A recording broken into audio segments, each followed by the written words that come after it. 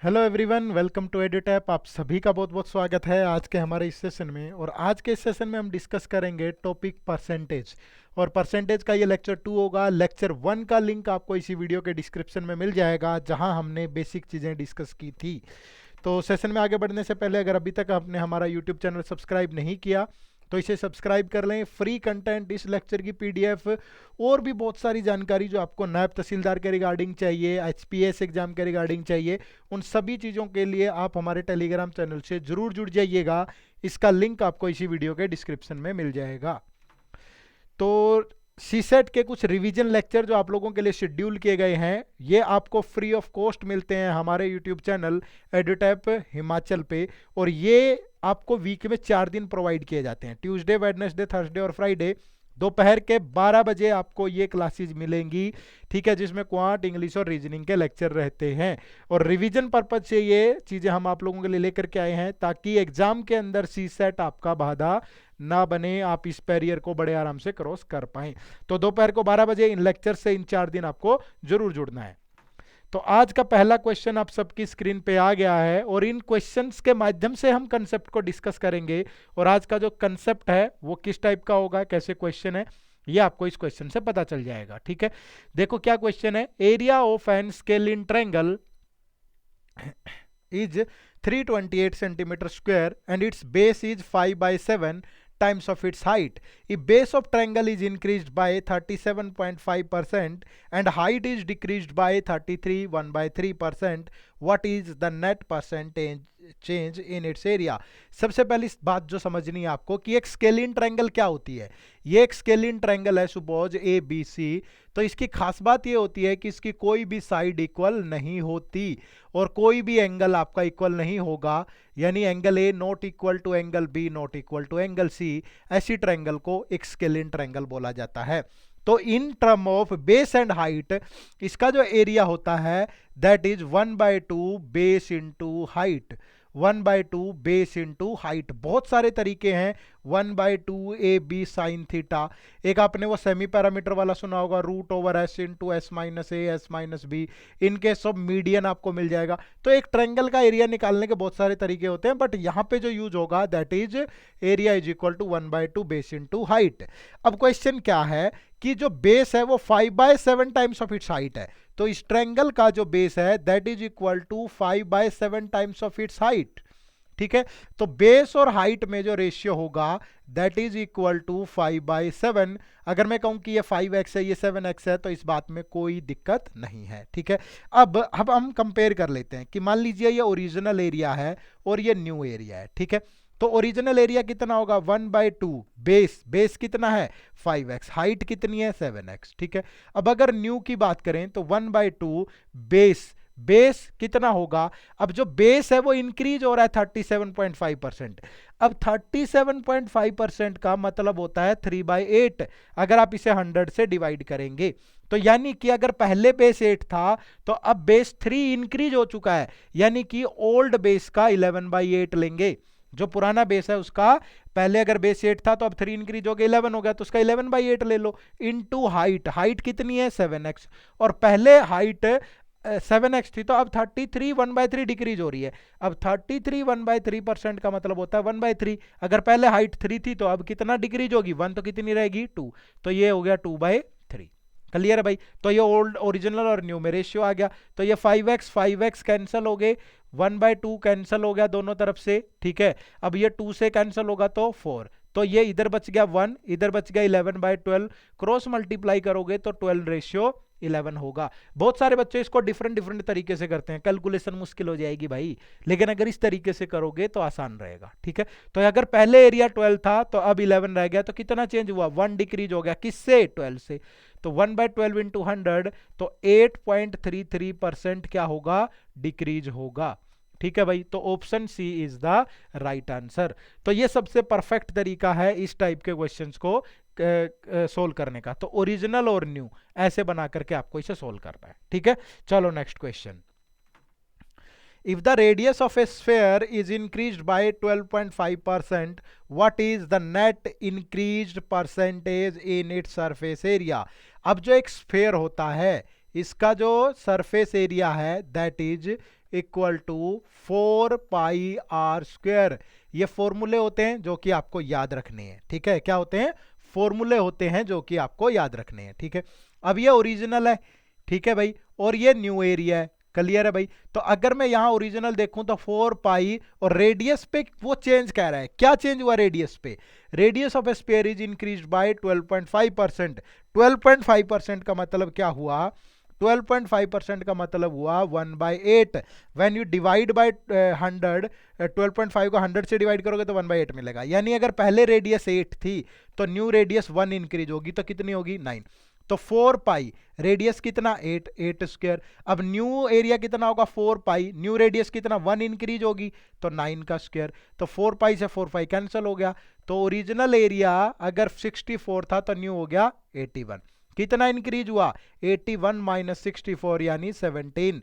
तो इन term of percentage की बात करें तो 17/64 इंटू 100, 4 से कटेगा 16, 4 से कटेगा 25, 25 सत्ता 175, 17 25 42/16। तो 16 कम 16, सॉरी 16 दूनी 32, फिर बच गया 10, 105, 16 छिके 96, तो 26 9/16% का इंक्रीज हो गया भाई, ठीक है। तो 26 9/16%। तो option A is the right answer. तो थोड़े बहुत फॉर्मूले इस टाइप के क्वेश्चन में याद होनी चाहिए। कभी वॉल्यूम पे चेंज पूछ लेता है, कभी रेक्टेंगल के एरिया पे चेंज पूछ लेता है, कभी स्क्वायर पे पूछ लेता है, but as a example 2-3 question मैंने आपको इससे करवा दिए हैं, ठीक है। चलो next question. The population of a town increased by 12.5% in last year, first year, 22.9% increase in second year, while decreased by 14.7% in third year. What is the population of town at present if there 3 years ago population was 14 lakh? कह रहा है कि अगर 3 साल पहले, ठीक है, अगर मैं कहूं कि ये ओरिजिनल या इनिशियल होता है और ये फाइनल पॉपुलेशन है। अब चेंजेस देखो क्या हुआ। ये ओरिजिनल पॉपुलेशन 14 लाख थी, कब? 3 साल पहले। पहले साल कितना चेंज हुआ? 12.5% इंक्रीज हुआ, मतलब 1/8। अगर पॉपुलेशन 8 थी तो इंक्रीज हुआ है तो 1 इंक्रीज होकर 9 होगी। समझ रहे हो ना। सेकेंड ईयर कितना चेंज हुआ? 22 2/9% का मतलब होता है 2/9। अब ये 2/9 कैसे आया? हम जानते हैं कि 11 1/9%, 1/9 होता है, तो ये इसका डबल है भाई, तो ये डबल हो गया। तो पहले अगर 9 थी तो सेकेंड ईयर के बाद 11 होगी। ये सब कहां से, ये इसके बराबर होता है, ये कैसे पता चला? लेक्चर 1 में मैंने बताया है, इसका लिंक इसी वीडियो के डिस्क्रिप्शन में है, जाकर देखो, ठीक है। नेक्स्ट कह रहा है कि while decrease by 14.2/7% in third year. तो 14.2/7% का मतलब है 1/7, ठीक है, डिक्रीज हो रही है। अगर पहले 7 थी तो 1 डिक्रीज होके 6 रहेगी होगी, ठीक है। तो अब ओरिजिनल और फाइनल में रेशियो देखो, तो ये 9 से 9 कट गया, ठीक है, दोनों तरफ काट सकते हो। ये 2 से 4 है तो ये 2 से कटेगा 3। तो पहले अगर 28 थी तो अब रहेगी 33, बट पहले थी 14, तो मतलब ये इसका हाफ है, डिवाइड बाय 2 है, तो इसको डिवाइड बाय 2 करेंगे तो 16.5 लाख हो जाएगी, ठीक है। तो न्यू जो पॉपुलेशन है वो कितनी है?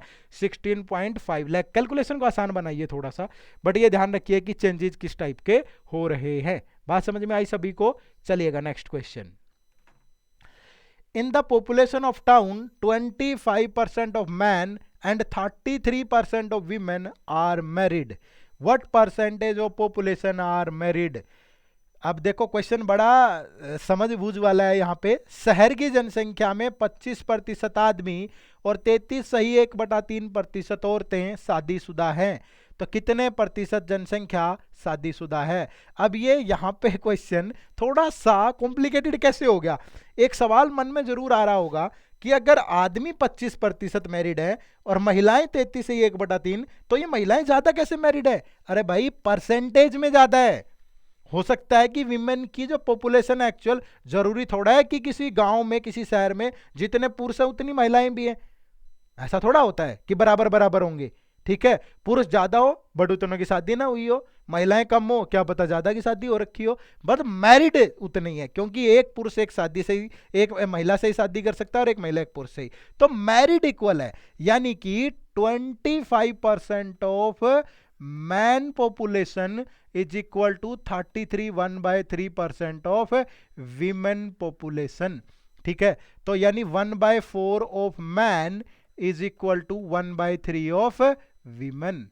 ठीक है, तो मैन और वीमेन की पॉपुलेशन में जो रेशियो आएगा यहां से वो आएगा 1/3, ये उधर आके ये हो जाएगा, रिवर्स हो जाएगा, तो 4/3। अगर उस गांव में 4 मैन है तो 1/3 वीमेन है, ये पॉपुलेशन आ गई।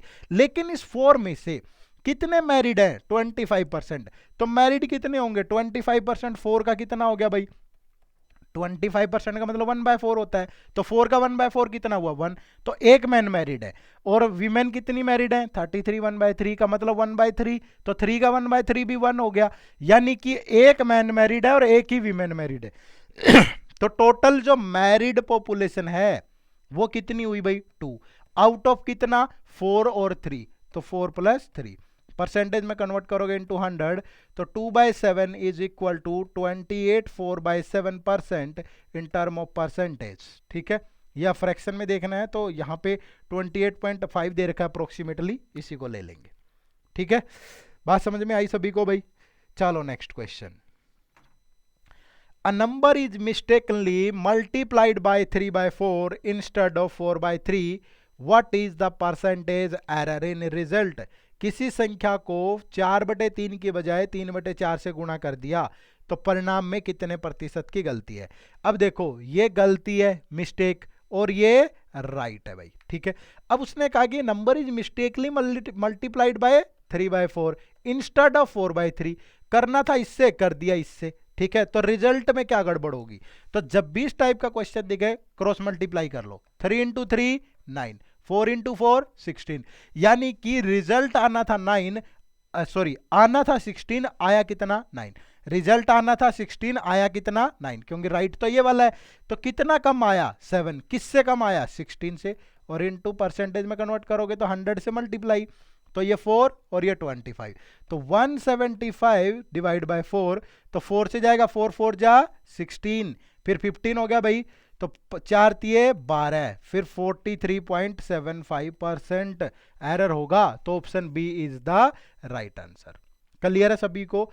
तो ज्यादा मुश्किल नहीं है, इस टाइप के सवाल बहुत आराम से बना सकते हो। चलिए next. Rahul spends 23% of his income on house rent, 22% on children education, 10% in insurance policy, 12% in other expenses and saved this. What is his total? इस टाइप का एचपीएस के एग्जाम में एक क्वेश्चन जरूर देखने को मिलता है। ठीक है, अब कैसे सोल्व करते हैं? किसी की भी इनकम जो है वो 100 तो होती है। ठीक है, तो राहुल की इनकम भी 100, ये 100% कह लो, 100 कह लो, बात एक ही है। अब वो क्या कर रहा है? 23% इनकम ऑन हाउस रेंट, तो हाउस रेंट पे 23%, तो इसका 23% कितना होगा? 23 होगा। 22% ऑन चिल्ड्रन एजुकेशन, इसके बाद उसने चिल्ड्रन एजुकेशन पे कितना खर्च किया? 22%, तो 22 हो गया भाई। फिर 10% on education, sorry insurance policy, तो इंश्योरेंस पॉलिसी पे 10%, तो 10% 10 ही होगा भाई। 12% in other expenses, other expenses पे 12% है, तो 12 ही होगा। तो टोटल कितना हुआ? 45 55 और 65 और 2 67 उसने खर्च कर दिया। तो उसने सेव कितना किया होगा? तो उसकी जो सेविंग होगी दैट इज 100 - 67, तो 23 होगी सेविंग। और सेविंग कितनी बता रहा है वो? 10230, तो 23 इज इक्वल टू 10230, तो 1 की वैल्यू कितनी होगी?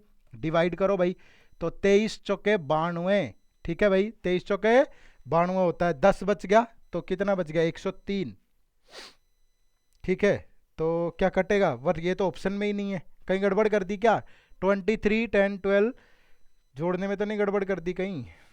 3 और 2 5, 23 और 22। अच्छा, थोड़ा रिमेनिंग थोड़ा हिसाब लगाओ भाई।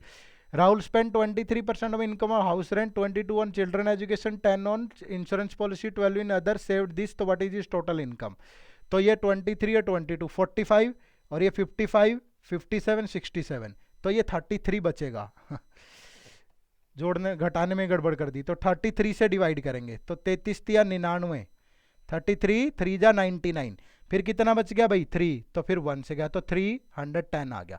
तो 100% की वैल्यू कितनी होगी? 310 इंटू 100, तो उसकी जो सैलरी है दैट इज 31,000, तो option C is the right answer. Clear है सभी को भाई? चलिए next. A man spends 24% of his income on house rent, 25% of remaining on children education.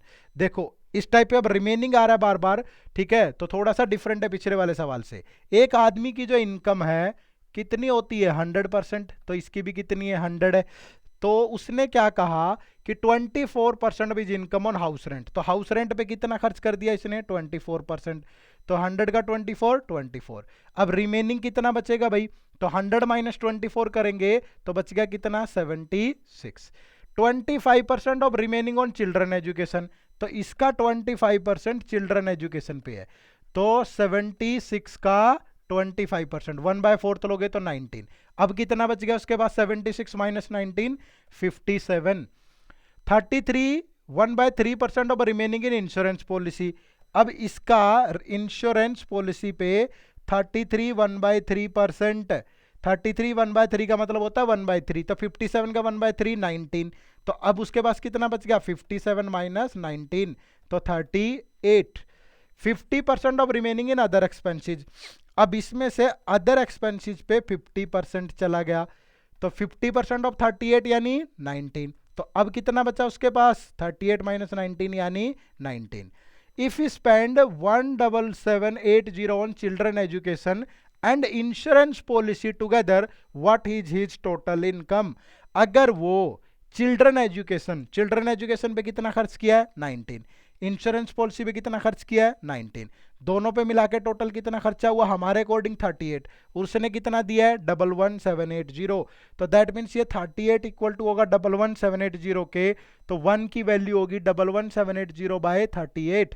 देखो कट रहा है, 38 3 जा कितना होता है 3 8 24 9 114, कितना बच गया 3, फिर 1 से गया, तो 1 की वैल्यू आ गई 310। तो पूछा क्या है टोटल इनकम, तो टोटल इनकम तो 100 थी, तो 100 की वैल्यू कितनी होगी 100 इंटू 310, तो 31,000। ठीक है भाई, तो option D is the right answer. Clear है सभी को, कर सकते हैं, जब भी रिमेनिंग दे रखा हो तो इसी तरीके से यूज करना है आपको। ठीक है, चलिए next.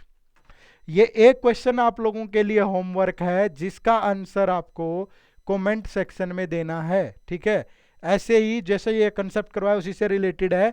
A man spend 80% of his income with an increase in cost of living, his expenditure increases by this and income increase by this, what is the net increase percent in his savings। ठीक है, तो comment section में जरूर बताइएगा इस question का answer क्या होने वाला है।